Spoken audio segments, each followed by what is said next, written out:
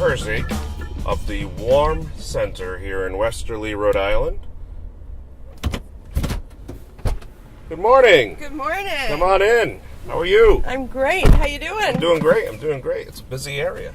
It's a lot going on. It's bustling. Yeah. It's bustling. It's good. Go for a ride? Sure. All right. That'd be great. That's it. How are things down here in the wonderful world of Westerly? The wonderful world of Westerly is hopping. Yeah. A lot of tourism right now. Okay. And that's fun. You know, people really are enjoying our town at it's just its best. Right. Crazy beach traffic, but that's okay. We're glad everybody's here. Now, do you live down in the Westerly area? I do. I live in Westerly, about 2 blocks from Warm Center, so I can get to work in a nanosecond. Okay, so that's it's not too crazy. No. When does the tourism traffic kind of die off? Is it after Labor Day or after is it through? Labor Day? Even to the middle of September. Yeah, some of our best beach days are always in September and October. I know. And that's one reason we have a fundraiser coming up in September 11th, right at Misquamicut Beach at the Windjammer. So that's Sunday, September 11th. Yes, from 1 to 5, and it's a beach bake. It's a beach bake. Yeah. Okay, so this is like authentic.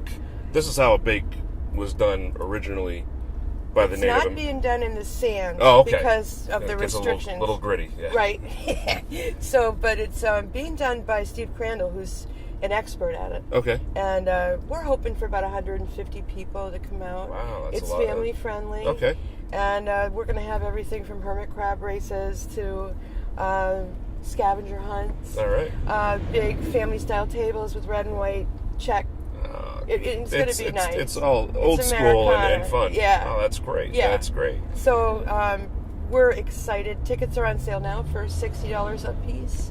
And then a break for kids at $15 for hot dogs and hamburgers. Okay. Or people who have food allergies to seafood. But name it. Lobster, mussels, potatoes. All the good stuff. All the good stuff. All the good stuff. Yeah. And it's right on the ocean. We're going to have a great band that volunteered their time. Great. What band is that? It's called Confeed. Okay. And they've played a lot down here. All right. And they're well respected. We had a bunch of board members go out and check them out. That's great. Yeah. So, and incredible raffle items like Red Sox tickets, stand-up paddle boards, all right. All kinds of cool stuff. And are the Red Sox tickets for this season? Yes. So you will be going to one of the last games that Big Papi plays. Yes. Wow. Isn't that cool? That's awesome. Yeah. That's going to be fun. I have a close friend I grew up with named Maria Ruggieri who has a jewelry company that's in Providence called Teodoro. It's mostly bridal. Okay. Gorgeous stuff. And every year she donates jewelry for our auctions. That's fantastic. Yeah, and this year she's going to join us too. Oh, great. But her jewelry is in I think like 11 countries. It's crazy. Wow. Not bad for a Cranston girl, I must say. And now, September 11th this year is the first Sunday of the NFL season, and it's really impressive that you guys coordinated with the New England Patriots to let them have their night game, so people can go during the day to your event. That's great. That was very nice of you to contact the Patriots and have them move that. Very good move, guys. Yeah, good planning. good job. Talk to me about the Warm Center, because people may not know. Well, let's face it. Probably half of Rhode Islanders have never gone beyond Exit 7. Right. If they live north of Exit 7, they've never come down. So explain to me what the Warm Center does and the services it provides. Well, it started out 28 years ago with 7 churches. Each church would take a night and provide an evening meal and a place to stay for the night. Okay. And it's grown and grown and grown. Yeah. We now help a little over 2,100 people a year. And we have 12 programs and 12 full-time staff. So we all wear a lot of hats. Sure. But in addition to a 19-bed emergency shelter, we have a soup kitchen that serves 35,000 meals a day. It's the only one in the region that serves lunch and dinner. Wow. These are rural towns, little public transit. Mm-hmm. So people really rely on a hub for services. So they might come to us for lunch, but while they're there, they can see a case manager, they can get a warm coat, they can take home toiletries.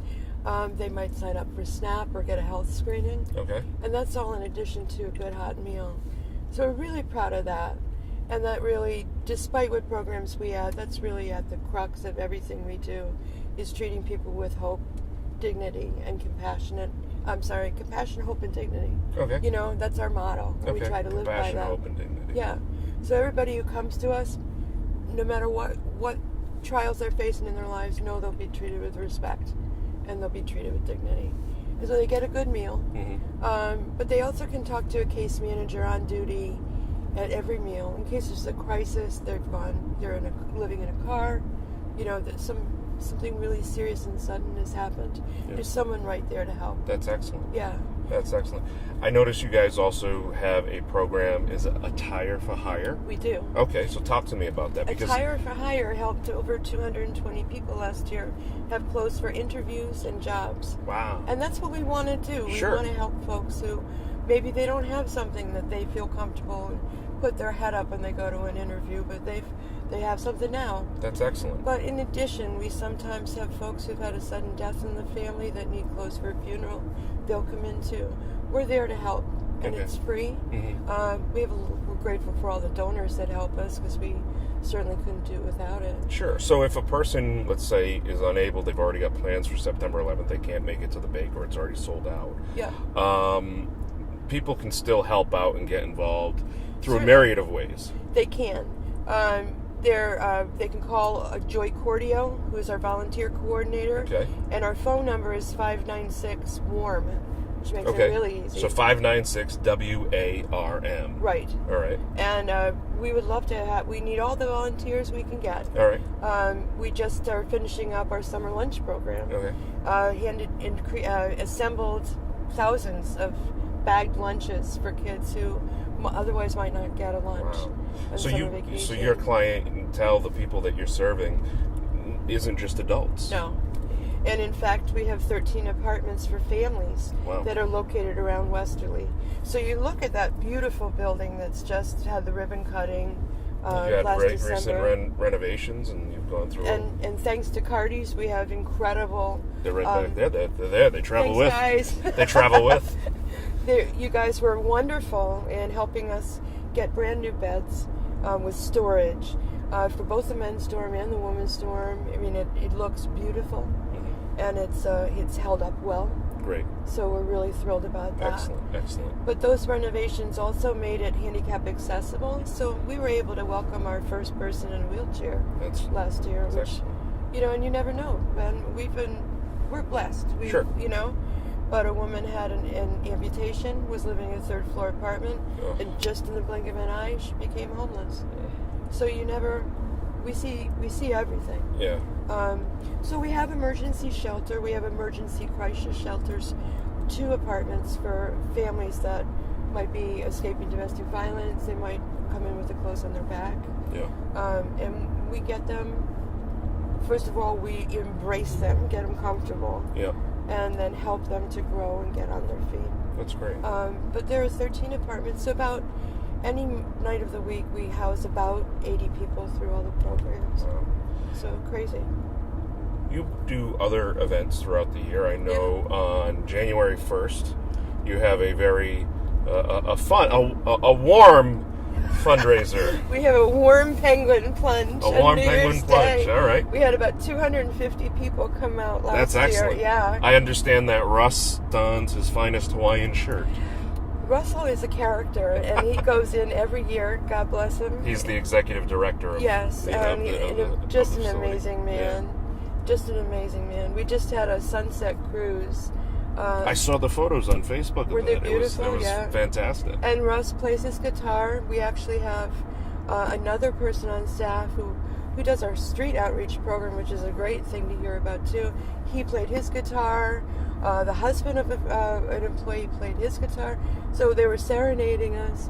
Food prepared by our culinary arts students. Oh, that's great. And it was a good time. So there's 2 things we want to talk about. We'll talk about the culinary arts students in just a moment, but you mentioned the street outreach. So talk to me about street outreach. We have the only program in Washington County where we have this incredibly gifted, kind man goes out in the woods, goes on the streets, finds folks who are living out in the elements, sees if they're okay, sees what they need. Do they need a blanket? Do they need to get to a medical appointment?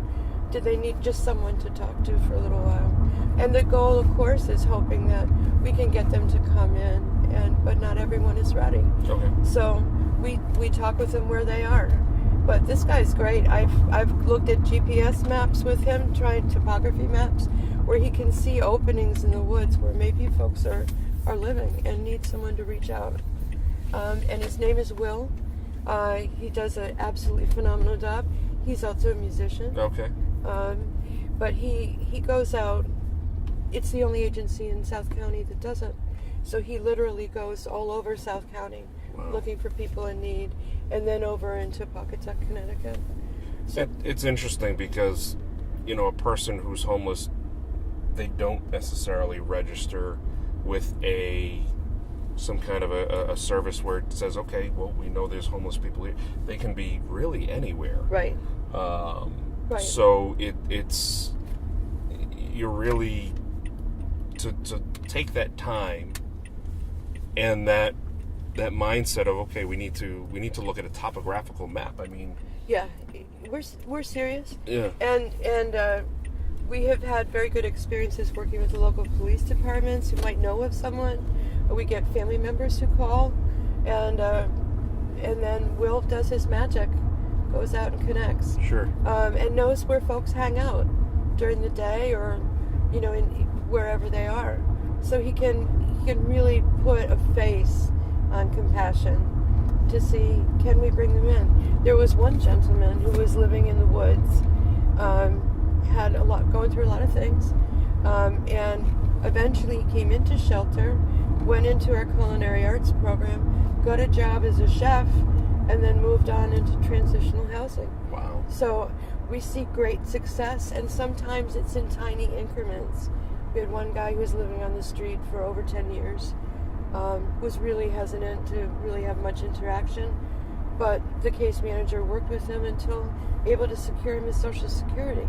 So then he got him to medical appointments he badly needed to get to, Sure. So maybe he's not in, but we know he's better off, and he'll come in when he needs us.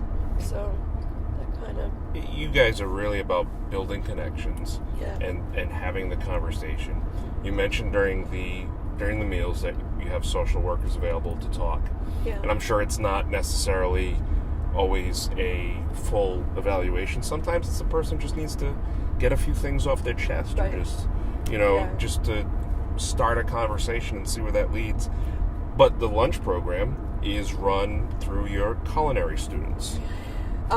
We have 23 churches that send food in. Okay. But additionally, we have a culinary arts program where folks with barriers to employment, say from the shelter, folks who are homeless, and have had some trouble with employment, they can participate in a culinary arts program where we've placed 90% into jobs. Wow. And we will also pay for them to get ServSafe certified, which will increase their employability. So they're getting all the training. Yep. They're getting their certifications that are required in order to provide and prepare healthy and safe food, so it's not right, a danger to a person. Food prep, but also some real basics that we did a survey a few years back down here of employers, what they were looking for in folks that they would consider hiring.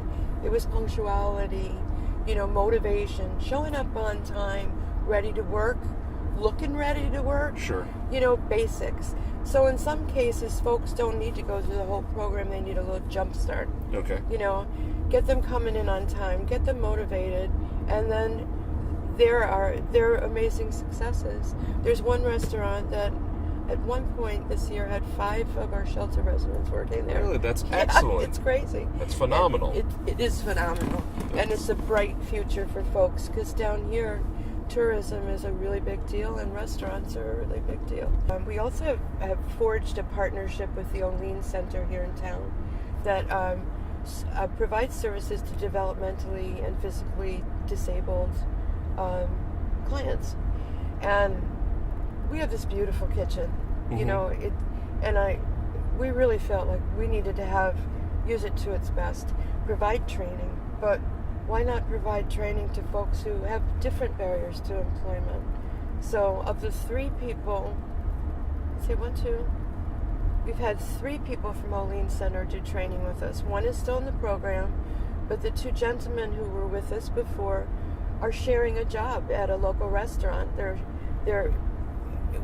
It's really an amazing thing. I don't know their work history. I can't imagine it's that extensive, perhaps, but this is just amazing. They're hardworking, good people, really soaked up the information that they learned, and now they have the accomplishment of finding work in this town. And that helps, when they're taking the next step and moving up the ladder, whether it be in the culinary world or anywhere. Yep. Gainful employment, steady employment is a huge. But it's also a sense of dignity for them, to know that they can feel like they're contributing to the community through their work. So that's a really, for me, that's a really special thing. And I know that WARM is really proud of that. That's excellent. Yeah. What other events that you do? Do you do any events in the spring that people should, start thinking about, keep on their calendar, on their radar? Yes, we went a little over the top this year. We had 7 events, I think, in 9 months. Wow. So but we want to have events that appeal to different people. So we have the Penguin Plunge on New Year's Day, and then we have a bowl-a-thon in April. Okay. Which is totally fun, very family friendly. A lot of churches participate, which we think is cool. Sure. There's great sponsorship opportunities for small businesses. They can sponsor a lane at $100 a piece and get their name up visibly for a couple of hours in front of a couple hundred people. And it's worked really well for the local businesses that have done that. And then we had this year a beer tasting at Grey Sail Brewery here in Westerly. Wow. Yeah, and they were just fantastic hosts. So folks came in for $15. They could taste different beers. Well, a lot of people left with their beer. Okay. Bought beer too. But it was a good, fun event for a couple of hours. Okay. We're going to do that again, hopefully, this winter. Wow. And then we had an event at a local spa called Uptown Salon, and they literally, the staff volunteered.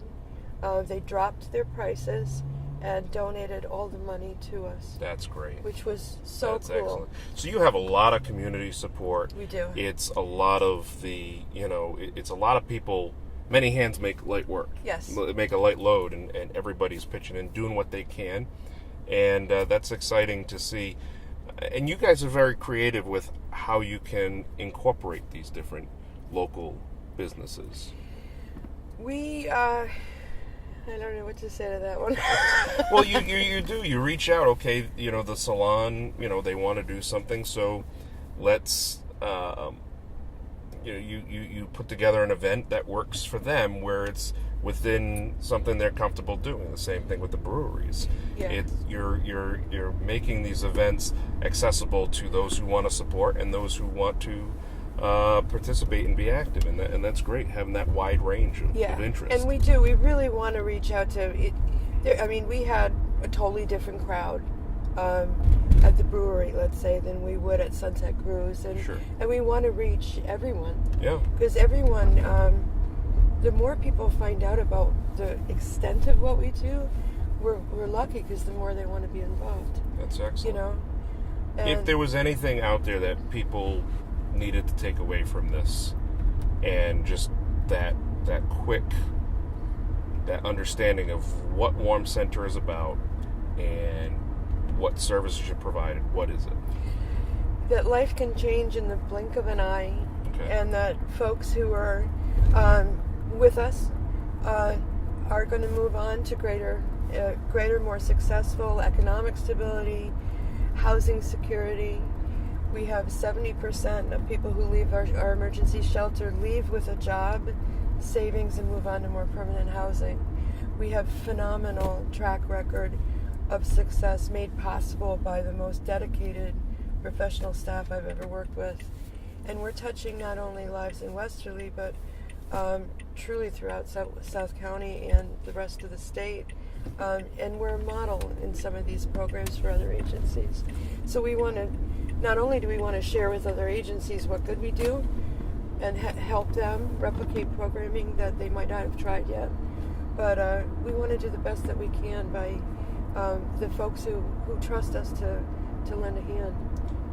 I think one of the most notable things, the common theme throughout the entire program and through this discussion, is you're not just giving a handout. No. You're giving a hand up.